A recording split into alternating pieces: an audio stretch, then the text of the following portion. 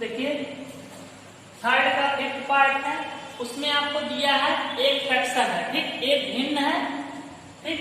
तो उस भिन्न में क्या कर रहा है, जब उस भिन्न में आप क्या कर रहे हैं, 2 ऐड कर रहे हैं, ठीक है। तो 2 ऐड कर रहे हैं तो वो हो जा रहा है 9/11, और अगर 3 आप ऐड कर रहे हैं उसमें अंश और हर दोनों में, तो 5/6 हो रहा है। तो देखिए सबसे पहले हम क्या लेते हैं, माना भिन्न का अंश क्या है x तथा भिन्न का हर कितना है y। तो भिन्न हमारे पास क्या हो जाएगा, दैट इज भिन्न हमारे पास क्या आएगा, अंश और हर हमने लिया तो भिन्न हमारे पास क्या आ जाएगा, x अपॉन में y। अब अकॉर्डिंग टू क्वेश्चन क्या बोला, अकॉर्डिंग टू क्वेश्चन बोला है यदि अंश और हर दोनों में हमें कितना ऐड करना है, 2। तो देखिए यानी कि हमारे पास ये था x, इसमें भी हमें 2 ऐड करना है, और हर y हमने लिया इसमें भी 2 ऐड करना है। ये किसके इक्वल हो जा रहा है, ये हो जा रहा है आपका 9/11। तो इसको थोड़ा सा आप सॉल्व कर लीजिए, इसका क्रॉस मल्टीप्लाई यहाँ और इसका क्रॉस मल्टीप्लाई यहाँ करें, 11 का यहाँ करेंगे क्या हो जाएगा, 11x प्लस 11 टू जा 22 इक्वल टू ये 9y प्लस 18, 9 टू जा 9y यहाँ लाइए, इसको यहाँ ट्रांसफर कर दीजिए, ये हो जाएगा 11x minus 9y equal to, देखिए 18 और इधर जाएगा माइनस का 22, यानी कि 11x minus 9y equal to आपके पास कितना आ जाएगा, माइनस का 4, ठीक। ये आपके पास एक इक्वेशन बन के आ गया, ठीक। चलिए ये एक इक्वेशन बन गया। दूसरा बोला है यदि इस भिन्न में हम क्या कर दे, इस भिन्न में हम कितना ऐड कर दे, 3 ऐड कर दे, ठीक। भिन्न के अंश और हर में 3 ऐड कर दे तो क्या हो जाएगा, अकॉर्डिंग टू सेकेंड कंडीशन, यदि हमारे पास ये भिन्न है x और y, इसमें भी हमें कितना ऐड करना है, 3, और इसमें भी हम 3 ऐड कर दे, किसके इक्वल हो जा रहा है, 5/6। किसके इक्वल हो रहा है, 5/6। तो इसका भी सॉल्व कर लीजिए, यहाँ पे लाइए 6 का यहाँ मल्टीप्लाई करिए तो हो जाएगा 6x प्लस 18 इक्वल टू 5 का यहाँ मल्टीप्लाई करेंगे 5y प्लस 5 3 15, y के यहाँ ट्रांसफर कर दीजिए, 6x minus 5y equal to कितना हो जाएगा, इक्वल टू 15 माइनस 18, देखिए कितना आया, 6x minus 5y equal to minus का 3। ये हमारे पास सेकेंड इक्वेशन है, ठीक। फर्स्ट इक्वेशन हमने ये निकाली, सेकेंड हमने ये निकाला, ठीक। अब हम क्या करेंगे, किसी एक इक्वेशन से किसी एक वेरिएबल की वैल्यू निकाल लेते हैं। चलिए यहीं से निकाल लेते हैं x की, ये हो जाएगा, देखिए 5y को इस साइड ले जाएंगे तो पॉजिटिव हो जाएगा, यानी 5y माइनस 3 और यहाँ हो जाएगा 6x। x की वैल्यू यहाँ से कितनी हो जाएगी, 5y माइनस 3 अपॉन में 6। इसको आप इक्वेशन नंबर 3 ले लीजिए। जब इसको आप 3 लेकर रखते हैं, अब इस x की वैल्यू लाके हम कहाँ रख देते हैं, इक्वेशन नंबर 1, ठीक। यहाँ लिखिए समीकरण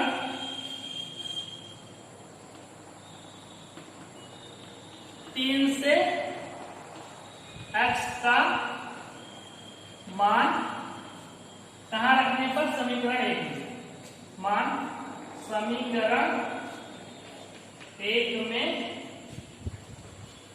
रखने, चलिए यहाँ रखते हैं, लाइए यहाँ रख सकते, देखिए क्या हो रहा है, ये है 11, x की जगह क्या रखना है, ये आपको रखना है, x की जगह रखना है 5y माइनस 3 अपॉन में 6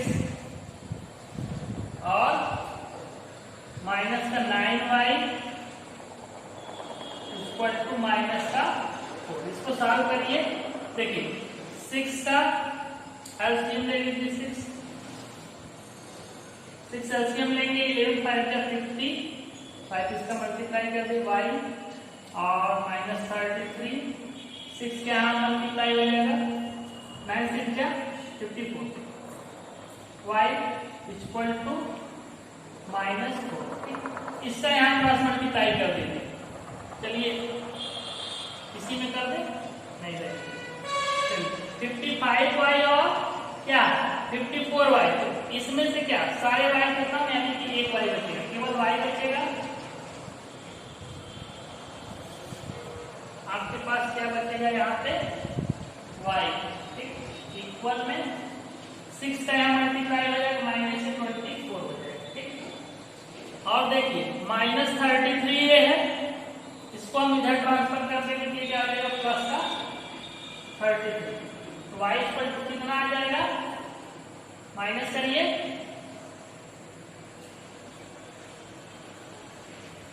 9, ठीक, यानी कि y की वैल्यू हमारे पास कितनी आई, ये 9 आ गई। इस y की वैल्यू हम लाके कहाँ पुट कर देंगे, यहाँ ले जाकर पुट कर देंगे, ठीक। इस y की वैल्यू इक्वेशन नंबर 3 पे पुट करें। चलिए इसको यहीं निकालते हैं, यहाँ पे निकाल लेते हैं।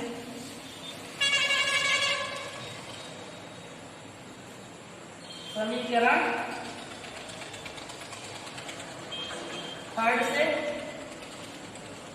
y के मान रखिए, x इक्वल टू कितना आ जाएगा 5 इंटू y की वैल्यू कितनी आई 9 माइनस 3 अपॉन में 6। इसको सॉल्व करिए, 5 9 जा 45 माइनस 3 अपॉन में 6। x इक्वल टू कितना आ जाएगा 42 डिवाइडेड बाई 6 यानी कि 7। तो कितना आया y की वैल्यू 7, ठीक। तो देख रहे, सॉरी x की वैल्यू, यानी कि हमारे पास रिक्वायर्ड जो हमारा भिन्न होगा कितना हो जाएगा, x की वैल्यू कितनी आई है 7, y की वैल्यू कितनी आई 9, ठीक। ये हमारा आंसर हो जाएगा, ठीक है। ये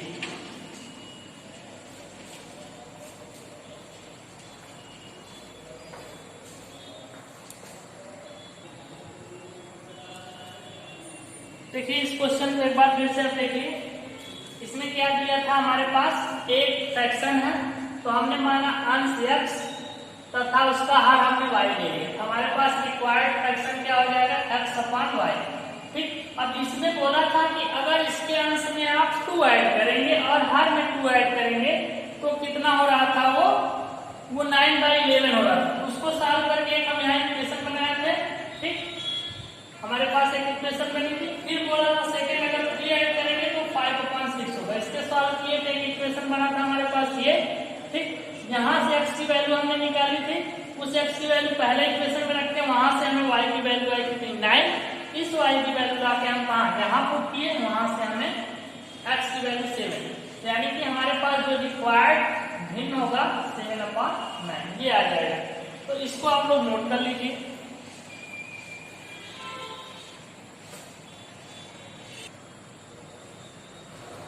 देखिए क्वेश्चन नंबर 3 का 6 पार्ट है। इसमें क्या दिया है, 5 वर्ष जैकब की आयु उसके पुत्र की आयु से 3 गुनी हो जाएगी, यानी कि आज से 5 वर्ष बाद 3 गुनी हो जाएगी। और 5 वर्ष पूर्व जैकब की आयु उसके पुत्र की आयु के 7 गुनी थी, तो उनकी वर्तमान आयु क्या है। तो देखिए हमें निकालना क्या, जैकब और उसके पुत्र की वर्तमान आयु। हमने लिया माना जैकब की वर्तमान आयु क्या है x वर्ष, पुत्र की उसके वर्तमान आयु हमने ले लिया y वर्ष, ठीक। अब हमें बताया गया है कि 5 वर्ष पूर्व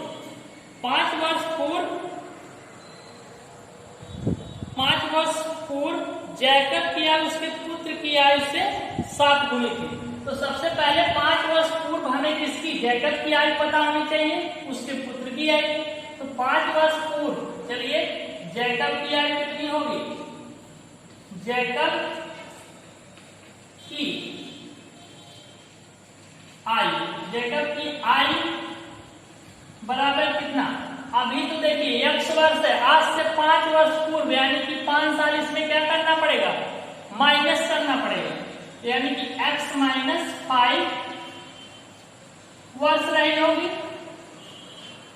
और पुत्र की आयु कितनी रही होगी उस समय, पुत्र की आयु देखिए, पुत्र भी तो 5 वर्ष पूर्व यानी कि इस समय y है तो उसमें भी क्या करेंगे y माइनस 5 वर्ष इतनी रही होगी। ठीक, अब 7 वर्ष 5 वर्ष पूर्व इन दोनों के आय में एक और रिलेशन दिया है, क्या दिया है, अकॉर्डिंग टू क्वेश्चन ये दिया है कि जैकब की 5 वर्ष पूर्व आयु कितनी थी, पुत्र की आयु से 7 गुनी थी, पुत्र की आयु कितनी थी 7 गुनी, यानी कि देखिए जैकब की आयु कितनी है इस समय x माइनस 5, ये कितना था 7 गुना था, इससे पुत्र की आयु कितनी y माइनस 5। अगर हम इसमें 7 से मल्टीप्लाई कर दे तब ये दोनों आपस में इक्वल होंगे, क्योंकि 7 गुना बड़ा तो कौन था जैकब, तो 7 से इसमें मल्टीप्लाई करना पड़ेगा। अब इसको हम सॉल्व कर लेंगे, देखिए x minus 5 equal to 7y और माइनस 7 5 जा 35। तो देखिए यहां से अगर आप इसको इधर ट्रांसफर कर दीजिए, ठीक, और y को यहां लेके आइए, देखिए क्या हो जाएगा x minus 7y equal to क्या हो जाएगा, ये देख रहे हैं निगेटिव साइन इधर जाएगा पॉजिटिव, और ये क्या है माइनस 35 और माइनस 35 प्लस 5 क्या हो जाएगा माइनस का 30। ठीक, एक इक्वेशन आपके पास बन गया। ठीक, अब क्या करेंगे इसी में देखिए, और ये बोला है कि 5 वर्ष बाद, तो 5 वर्ष बाद इनकी आयु निकाल लेते हैं। 5 वर्ष बाद जैकब की आयु, 5 वर्ष बाद, अभी क्या है यक्स है तो आज से 5 साल बाद यानी कि 5 साल और इसमें ऐड करना पड़ेगा, x प्लस 5 वर्ष का हो जाएगा। ठीक, और पुत्र कितने का हो जाएगा, पुत्र की आयु, पुत्र की आयु कितनी हो जाएगी, ये भी इस समय y है तो आज से 5 साल बाद 5 इसमें ऐड कर लीजिए, y प्लस 5 वर्ष। ठीक, अब बोला है कि 5 वर्ष बाद, आज से 5 वर्ष बाद इसमें क्या रिलेशन दिया है, रिलेशन ये दिया है कि उसके पुत्र की आयु से 3 गुनी हो जाएगी, यानी जैकब की आयु 3 गुनी रहेगी, यानी कि यहाँ पे अकॉर्डिंग टू सेकेंड कंडीशन ये जो जैकब की आयु है ये 3 गुना रहेगी, किससे, पुत्र की आयु से, यानी कि जैकब कितना x प्लस 5 और पुत्र कितना है y प्लस 5, 3 गुना अधिक कौन है जैकब, तो मल्टीप्लाई कहाँ करेंगे, यहाँ करेंगे और ये आपस में इक्वल है। इसको सॉल्व करेंगे, x minus x plus 5 equal to 3y plus 15। ठीक, यहां से क्या करिए इस 5 को आप यहां ट्रांसफर कर दीजिए, तो देखिए x इक्वल टू कितना आ जाएगा, ये 5 इधर जाएगा पॉजिटिव इधर जाएगा निगेटिव हो जाएगा, यानी कि 3y और प्लस 15 माइनस 5, ये आपके पास x की वैल्यू आ जाएगी 3y और प्लस का 10। इसको आप इक्वेशन नंबर सेकेंड रख दीजिए। अब देखिए एक इक्वेशन आपके पास ये आया, एक इक्वेशन ये, यहां से इस x की वैल्यू लाके हम कहां पुट कर देंगे इस इक्वेशन में। ठीक, यहां से हम क्या निकाल लेंगे y की वैल्यू, चलिए यहां निकाल लेते हैं, x का मान समीकरण 1 में रखने चलिए एक में रखना है, इसमें रखना है इस समीकरण, x की जगह क्या रखना है 3y प्लस 10, रखिए 3y प्लस 10, x की जगह रखना था कहाँ, ये यहाँ रखना था, माइनस क्या 7y, minus 7y equal to minus में क्या 30, माइनस 30, इसको सॉल्व करें, देखिए 3y और माइनस 7y तो क्या आ जाएगा माइनस का 4y और ये माइनस 30 है, ये प्लस 10 है, इधर जाएगा माइनस 10, देख रहे हैं माइनस 4 इक्वल टू कितना, माइनस माइनस ऐड हो जाएगा माइनस का 40, ये माइनस यहाँ माइनस कैंसिल आउट करा दीजिए, y इक्वल टू कितना आ जाएगा 40 डिवाइडेड बाई 4 यानी कि 10, y की वैल्यू कितनी आ गई 10,